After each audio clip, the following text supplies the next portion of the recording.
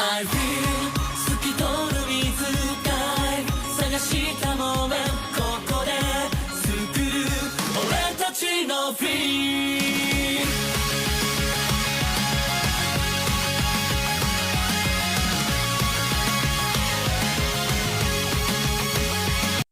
Shalom and good day all, this is the Healing29 back again for another anime review, and with this anime review I'll be covering something in relation to Season 2, but it's actually one of the movies in relation to the Free series. So this is the Season 2 Timeless Medley, the Bond movie, so it'll probably show up as 2.3 for the thumbnail, but the movie that we are covering in this is the Timeless Medley, the Bond.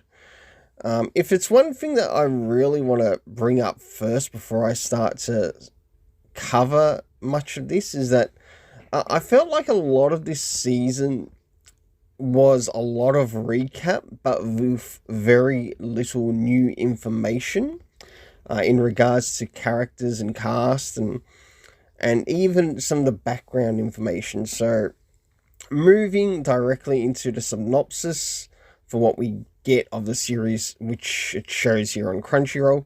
Trust me, Crunchyroll really need to fix this up, so as the watcher, it doesn't matter what device you watch it on, that you get to see the whole details of, or the whole synopsis of the season or of the movie or whatever it is. So in it, it shows Haru and Rin are swimming towards bright futures, but can they face the challenges that sort of like come ahead of them? That's pretty much as I can get out of what it shows.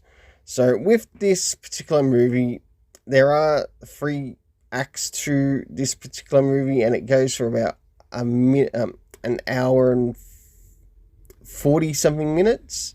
Or roughly an hour and 40 something minutes. And we have the first, or more like an hour and 35 minutes, correction there. So we have the first act, to which, as the story begins, we have Haru wake up from a dream, to which in this dream we learn that he is actually dreaming about one of his former classmates. And there's only like so much shown in relation to this particular thing.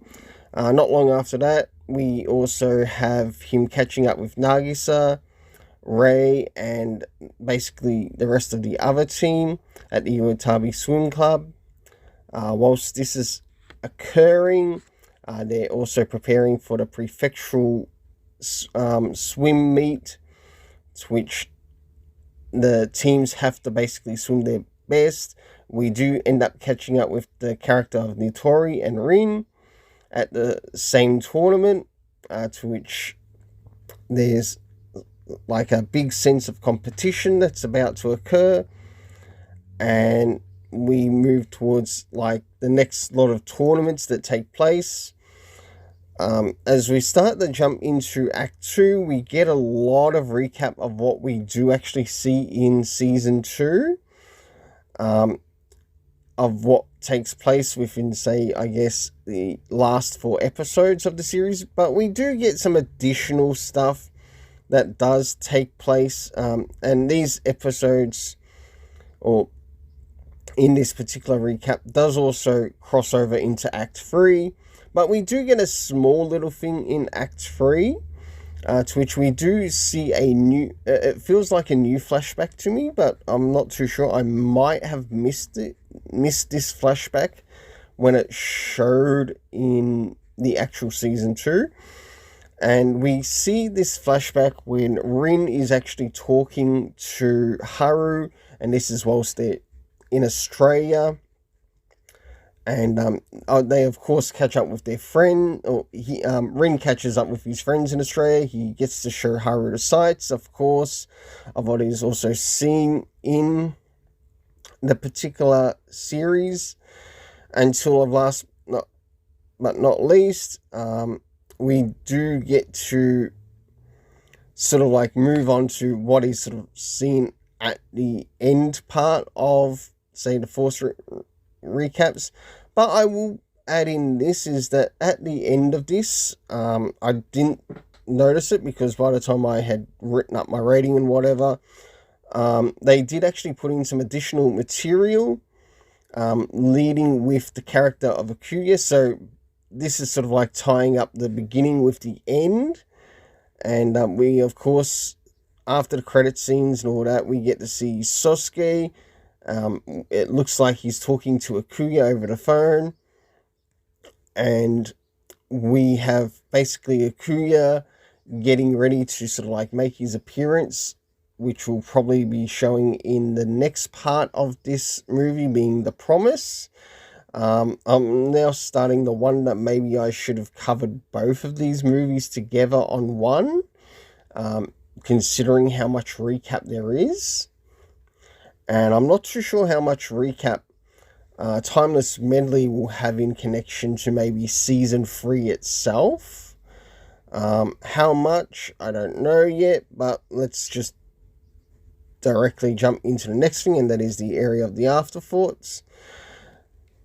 I must admit, I'm a little bit disappointed with this particular, say, first movie in connection to the second season.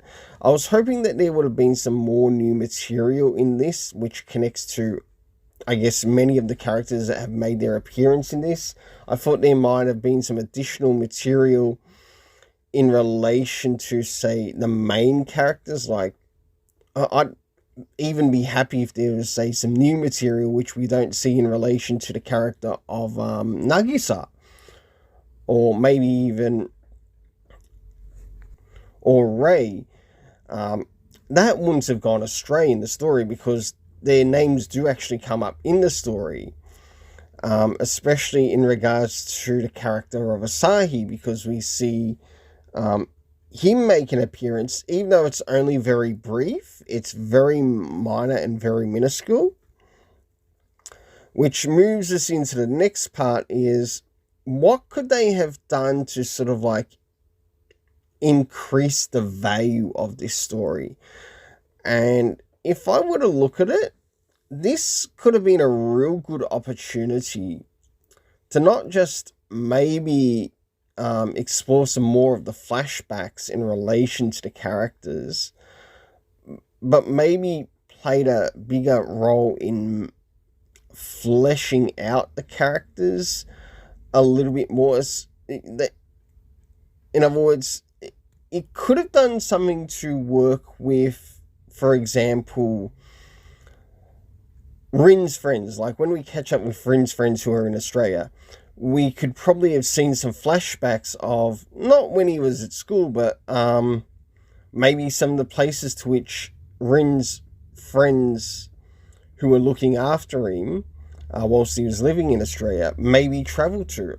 I think that would have been something really nice to see in the story, because we do know that Rin himself travelled to Australia and then he travelled back to Japan according to the first season.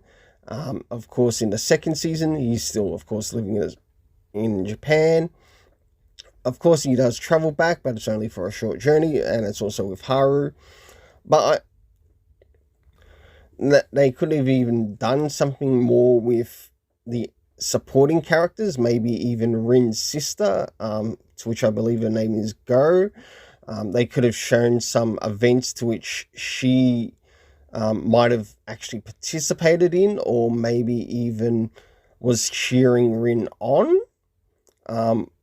whether he was in Australia at the time or in Japan at the time. I think that would have been nice to see.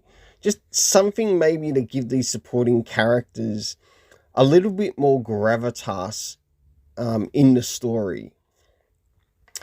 So moving into last but not least, and that is the area of the rating. For the main characters, I still enjoy the main characters, but because of how much was actually given in this particular one, I give the main characters an 8 out of 10, the supporting characters an 8 out of 10, soundtrack an 8 out of 10, animation an 8 out of 10. But because I'm slightly disappointed in the story, and because some things were sort of like left towards the end of the story, I'm going to give it a 7.5, to which the last movie that I sort of like rated in this section, or the last movie connected to 3, I actually gave an 8.5 because it had a lot of good information in it, and especially about the characters. So until then, let's keep it colourful and have yourself an awesome day, and stay tuned for the next part of this movie, which is called, or which will be season 2.4, which will cover season 2 Timeless Medley The Promise. Until then, let's keep it colourful and have yourself an awesome day. I feel 透き通る水たい探したモメントここで作る俺たちのフィール